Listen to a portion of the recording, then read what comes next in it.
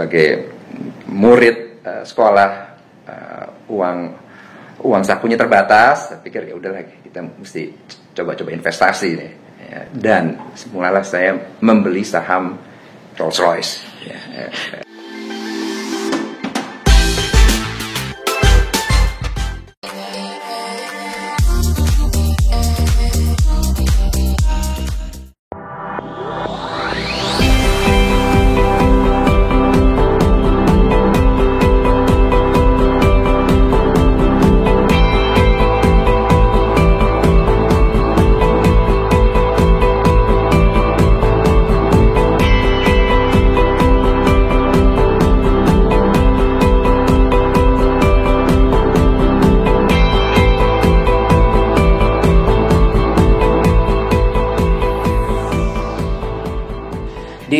Setelah masuk SMP gitu, kebayang Pak Fauzi kelas 1 gimana, kelas 2 gimana, terus udah akhirnya punya cita-cita apa terus sana?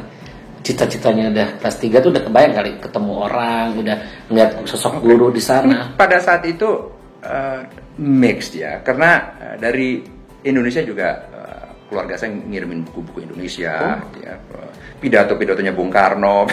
Jadi asupan gizi buku tuh luar biasa. Ya, saya di Inggris tapi udah baca buku Pramudia Anantatur gitu. Karena saya ngelihat kan kalau kita ngobrol ya, saya pikir Pak Fauzi itu benar-benar Jawa banget gitu. Pas ngobrol lihat background, hidupnya di Inggris orang kayak gini. Budaya Jawanya masih kelihatan. Ya karena memang kita dari keluarga Jawa ya. Dan bagi keluarga saya, khususnya kakek saya adalah, walaupun saya sekolah di Inggris, nilai-nilai Indonesia itu jangan sampai hilang gitu ya. Karena dia juga kan salah satu pendukung kemerdekaan, dia juga berkawan dengan Bung Karno, anak buahnya Bung Karno akhirnya kan, dengan Bung Hatta, Bung Syahrir. Terakhir tuh apa? Jadi Menteri Sekretaris Negara. Mensesnek ya, dari tahun 61 sampai 68 ya. Dwi Koraan lah ya. Iya, jadi dan dia cerita banyak. Ini yang juga membuat saya lebih tertarik dengan sejarah Indonesia, karena dia melalui zaman Belanda, zaman Jepang, zaman revolusi. Dia pernah ditangkap Belanda, ya, dia pernah ikut land reform, ya. Dia sebagai menteri pernah membahas Trikora Dwikora, lalu mengalami G30S. Itu sesuatu yang bagi saya melekat itu sekali. Cerita banyak, lengkap berarti. Lengkap. Jadi kalau mau bikin biografi, Pak Fauzi yang bikin biografinya. Ya baik lagi, SMP itu berarti udah kalau di asrama seperti militer berarti ada organisasi nggak sih di sana SMP itu? Organisasinya itu memang dari sekolah ya, tentunya seperti pramuka ya, kita ada. Ikut Pak Budi. Ikut pramuka terus. Atau lebih senang yang tadi seninya itu karena Pak Budi? Ya seni juga suka. Ini kebetulan kan keluarga saya ini dari dua dunia yang berbeda ya. Betul. Kakek saya dari dunia pemerintahan, orang tua saya dari dunia kesenian. jadi saya di tengah-tengah. Nah kebetulan saya umur 16 tahun ya di asrama, masih di Inggris. Itu masih SMP berarti? Ya, masih SMP. Pemerintah Margaret Thatcher, Perdana Menteri Margaret Thatcher itu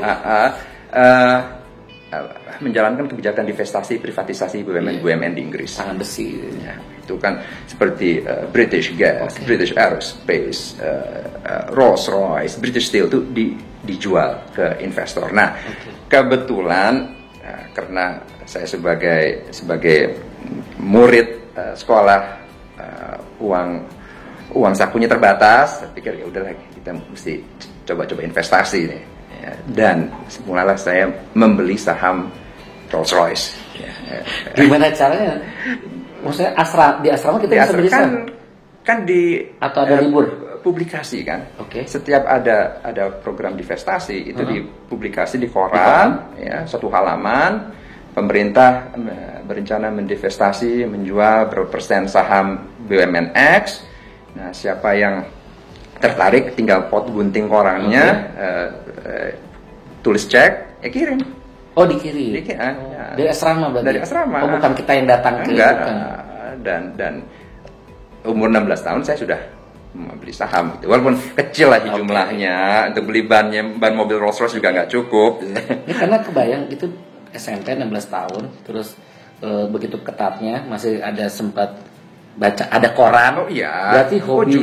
Justru di encourage ya anak-anak itu murid-murid itu di encourage untuk baca koran.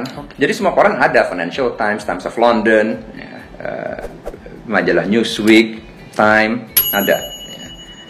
Karena memang kita dididik untuk berdikari, independen, tapi juga intelektual. Ya, jadi kombinasi.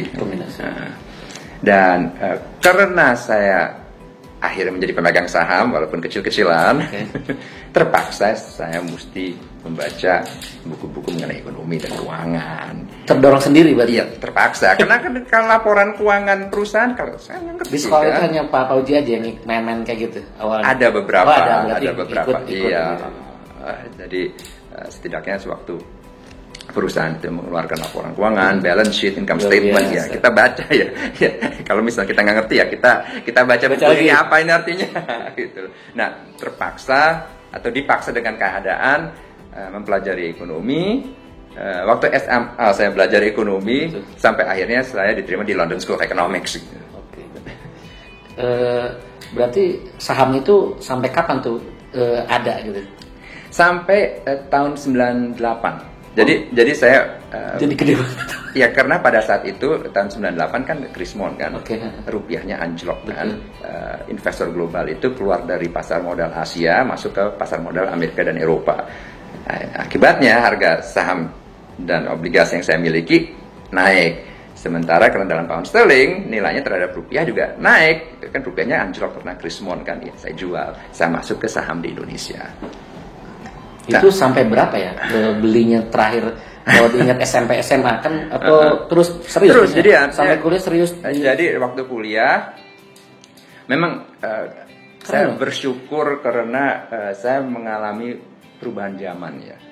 Jadi sewaktu saya kuliah di London School of Economics itu Jerman Barat dan Jerman Timur bergabung. Oke, iya benar, sejarah banget ya. Dan waktu Jerman Barat Jerman Timur bergabung, kan penguasanya Jerman Barat kan, ya, pemerintah di Bonn ya, dan harus membiayai pembangunan di Jerman Timur, ya, pembangunan infrastruktur. Ini kan Jerman Timur Uni Soviet kan, bagian dari satelit Uni Soviet ya. Dan untuk membiayai pembangunan Jerman Timur, mereka nerbitin bonds, obligasi. Saya beli obligasi itu. Itu kuliah. Waktu kuliah. Jadi betul-betul. Tapi Rolls Royce masih ya, jadi ada Rolls Royce, ada obligasi Jerman, obligasi Eropa. Karena memang keadaan sejarah pada saat itu memberi insentif, mendukung saya untuk semakin masuk ke pasar modal. Terjun jadi ya terjun gitu lah. Jadi tapi bukan artinya saya hanya punya teman di Fakultas Ekonomi atau Departemen Ekonomi, tidak gitu. Saya punya banyak teman di Departemen Politik karena saya juga mengambil sejarah diplomatik. Jadi core-nya itu ekonomi, untuk minornya sejarah diplomatik. Ya, karena saya memang suka sejarah diplomatik ya. Terutama abad 20 ya. Dan teman-teman di Departemen Politik itu left wing ya. Saya kiri lah. Kerjanya demo. Aktivis itu. Jadi unik. Jadi saya punya teman-teman yang kapitalis. Saya juga punya teman-teman yang sosialis. Pemikiran yang